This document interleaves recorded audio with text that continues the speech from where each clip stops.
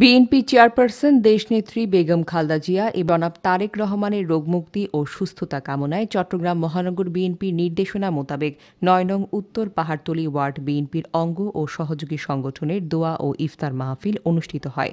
৯ word বিএনপির সাবেক সভাপতি জমির আহমেদের সভাপতিত্বে এবং সাবেক সাধারণ সম্পাদক হাবিবুর রহমান চৌধুরীর সঞ্চালনায় এতে প্রধান অতিথি হিসেবে উপস্থিত ছিলেন চট্টগ্রাম মহানগর বিএনপির যুগ্ম আহ্বায়ক মঞ্জুর আলম মঞ্জু। এতে প্রধান বক্তা হিসেবে উপস্থিত ছিলেন আকবর শাহ থানা বিএনপির সাবেক সভাপতি ও সাবেক কাউন্সিলর আলহাজ আব্দুস সাত্তার সেলিম। বিশেষ অতিথি হিসেবে উপস্থিত ছিলেন আকবর শাহ থানা বিএনপির সাবেক সাধারণ সম্পাদক মাইনুদ্দিন চৌধুরী মাইনু, নগর বিএনপির সাবেক নেতা নুরুল আকবর কাজল,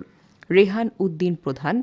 নগর স্বেচ্ছাসেবক দলের সহ সভাপতি শহীদুল্লাহ বাহার, নগর যুবদলের সাবেক যুগ্ম সম্পাদক শাহরিয়ার জিয়া, আকবর শাহ থানা বিএনপির সাবেক যুগ্ম সম্পাদক আব্দুর রহিম সজল, সাংগঠনিক সম্পাদক ফজলুল হক মাস্টার, ৯ নং ওয়ার্ড বিএনপির সাবেক সাংগঠনিক সম্পাদক নূর বক্স মিলন, ৯ নং ওয়ার্ড বিএনপির নেতা মোহাম্মদ বেলাল,